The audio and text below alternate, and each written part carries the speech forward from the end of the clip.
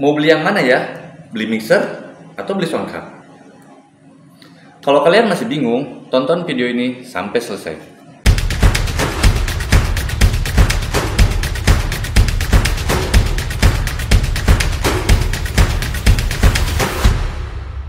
Kalau menurut saya, antara mixer dan sound card atau bisa juga disebut audio interface, pilih yang mana tergantung kebutuhan sih. Jadi kebutuhannya untuk apa, lebih baik beli yang mana.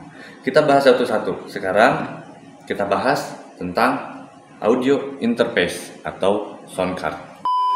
Audio interface biasa ya disebut itu juga sound card. Secara fungsi adalah alat untuk mengalirkan mikrofon atau instrumen supaya bisa terdeteksi oleh komputer atau softwarenya. Softwarenya ini yang dimaksud DAW ya, DAW, Digital Audio Workstation, itu DAW.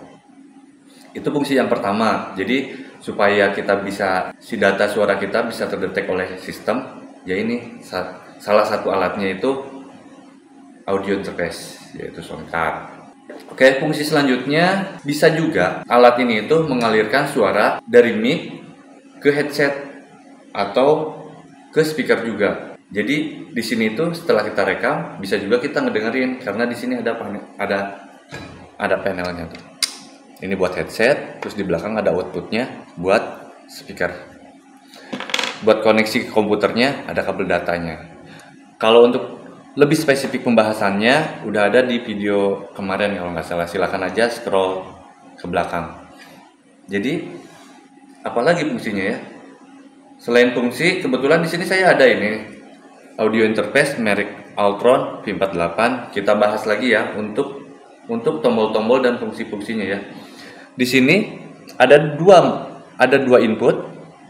Dia bisa menggunakan jack Canon, bisa juga menggunakan XLR. Dan di sininya ada panel buat volume input. Oke. Dua-duanya ada tombol buat high Z.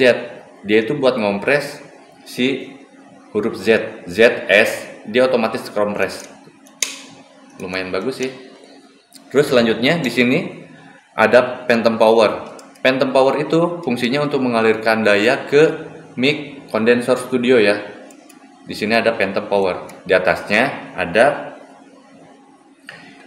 volume input yang bakalan dimasukkan ke softwarenya tadi. Jadi kita bisa lihatnya itu biasanya di grafik ya.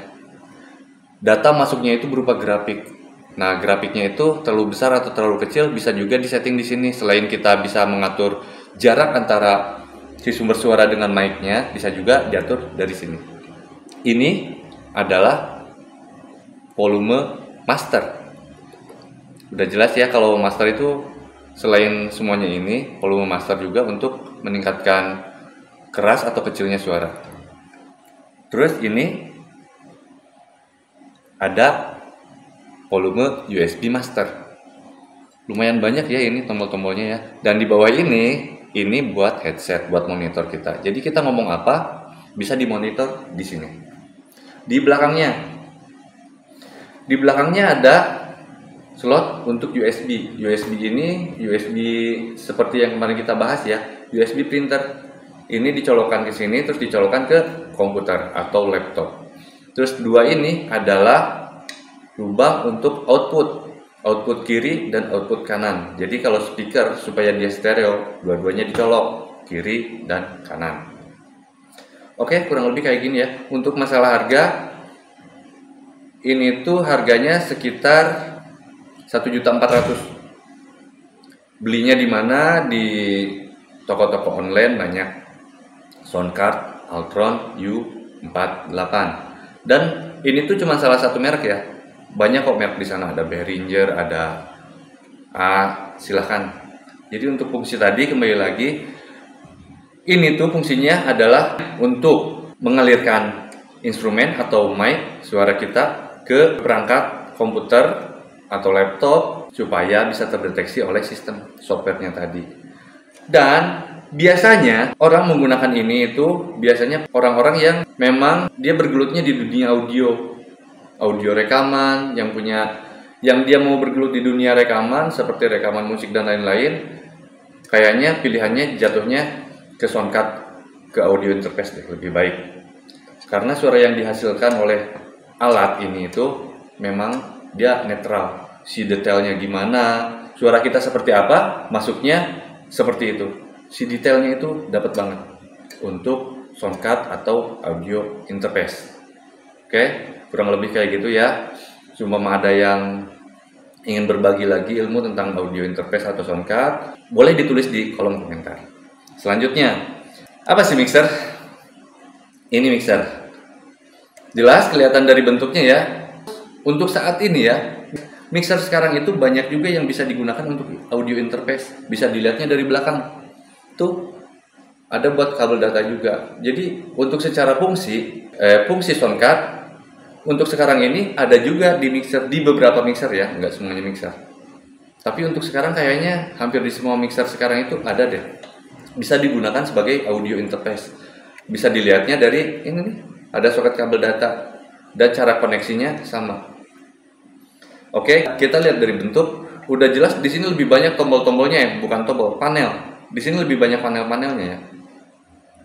Ini fungsinya untuk nge-mix, seperti namanya mixer, yaitu fungsinya untuk nge-mix. Jadi si suara kita bisa langsung kita olah di sini tanpa aplikasi. Jadi setelah direkam atau keluar, itu suaranya udah jadi karena bisa kita olah dulu dari sini. Bedanya sama audio interface tadi, dia itu bisa diolah setelah masuk ke aplikasi. Tapi memang kualitasnya, kalau menurut saya sih, kualitas suara yang dihasilkan mixer sama ini, sama soundcard, memang lebih detailnya lebih dapat soundcard ya, karena fungsinya memang khusus untuk merekam audio dan mic. Dia detailnya itu lebih dapat. Ini juga dapat, tapi entah kenapa kalau saya ngerasanya sih ada beda lah gitu. Karena secara fungsinya memang beda ya. Kalau itu khusus buat ngerekam, kalau ini kita bisa nge-mix dulu. Biasanya orang menggunakan mixer kepentingannya itu untuk live recording, untuk online, kayak live online gitu di Zoom atau streaming. Nah, ini sebenarnya lebih kepake daripada yang tadi itu. Karena kalau kita mau live, kita tinggal colokin ke sini, tinggal dikonekin, terus kita bisa setting-setting suara kita kayak gimana. Begitu ya. Mungkin di antara kalian ada yang mau berbagi juga ilmu tentang mixer dan soundcard, boleh langsung di kolom komentar ditulis. Karena indah banget berbagi itu. Kayaknya sih kayak gitu. Apalagi ya? Kita lihat ini ya, lihat ada apa aja di sini sih. Yang jelas bedanya ini sama soundcard. Kalau soundcard, cara aktifnya gimana? Cara ngaktifinnya, dia tinggal dicolokin kabel USB, dia otomatis nyala. Kalau mixer ini, selain ada kabel USB-nya, dia ada powernya. Dia itu berbentuk ini, adaptor.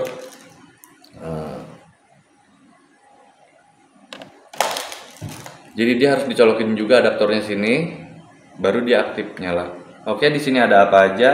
Di sini ada dua input ya, sama kayak tadi dua input. Jadi kalau kita seumpama konsepnya mau live recordingnya itu hanya gitar dan vokal, ini jelas bisa ya. Ada dua input. Ini juga ada dua input dan ini juga bisa. Dua vokal dan si vokal dan gitarnya itu berada di grafik yang berbeda. Itu istilahnya itu multi track.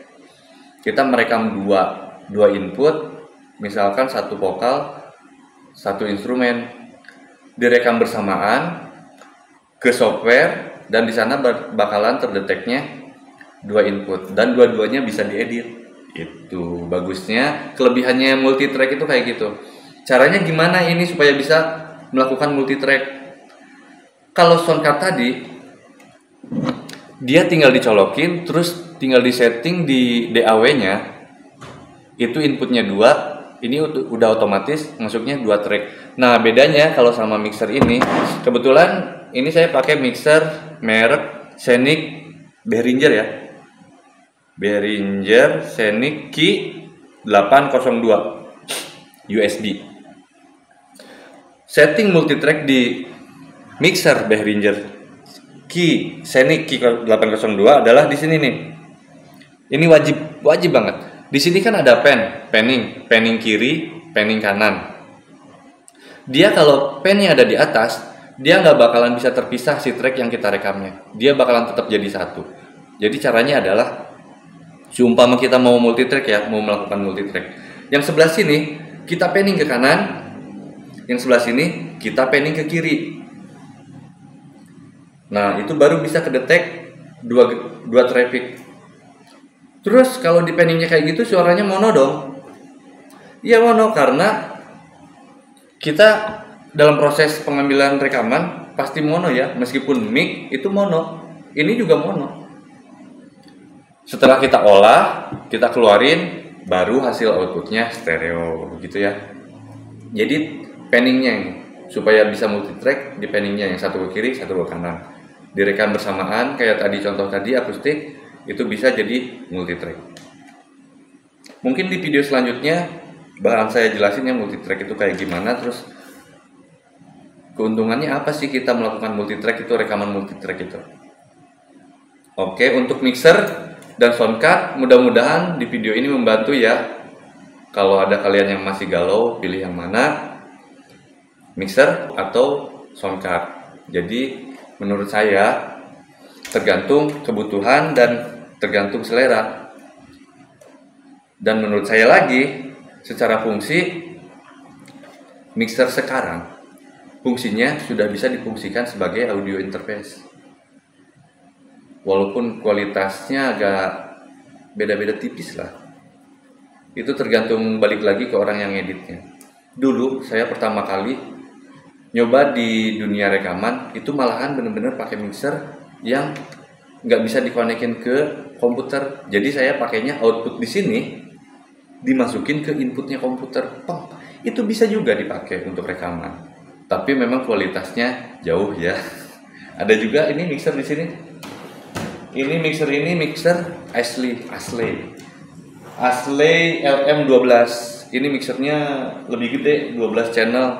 Dan di belakangnya ada juga kabel datanya. Gitu. Cuman ini kalau dikonekin ke komputer yang Ashley LM12 itu agak kurang memang. Kualitasnya agak jelek. Kalau ini saya pernah pakai juga, lumayan lah. Terus dari habis ini ada rezeki saya beli ini, dan ini lebih lumayan. Dan iya karena emang ini fungsinya satu, alat sebagai perantara audio doang, yaitu entah itu audio mic atau instrumen. Dia lebih fokus di situ. Kalau ini selain menjadi perantara bisa juga di mix di sini. Jadi si fungsinya itu kebagi-bagi ini. Kualitasnya ya menurut logika gitulah. Kalau ini fungsinya cuma itu, perantara audio masuk ke sistem, itu aja. Wajar aja kalau kualitasnya lebih bagus. Bukan berarti ini jelek ya, ini bagus. Cuman ya ini karena fungsinya itu banyak, dia multi, jadi kualitasnya kalau menurut saya lebih kepake ini sih. Untuk global ya, karena kita hidup sehari-hari itu biasanya kadang-kadang kita pengen live streaming juga, pengen rekaman juga, dan pengen lain-lainnya. Ini bisa, ini lebih worth it kalau untuk ngelakuin semuanya loh. Tapi kecuali kita orang-orang yang benar-benar fokus di dunia home recording, ya nggak usah dibahas lagi, itu pasti orang-orang milihnya soundcard. Jadi pertanyaannya nanti kalau untuk orang-orang recording, pertanyaannya itu bukan mixer atau soundcard atau audio interface, tapi mau pilih soundcard yang mana nih, merek yang mana gitu. Oke, sekian dulu video dari saya. Mudah-mudahan bermanfaat. Jangan lupa like, comment, and subscribe. Jangan lupa bahagia. Dah, sampai jumpa di video selanjutnya.